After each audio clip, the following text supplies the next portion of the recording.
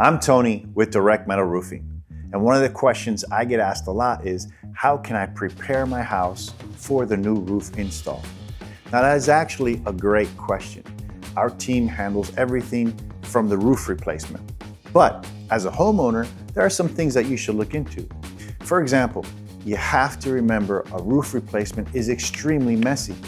All of the current shingles or tile, whatever you have up there, is gonna hit the ground.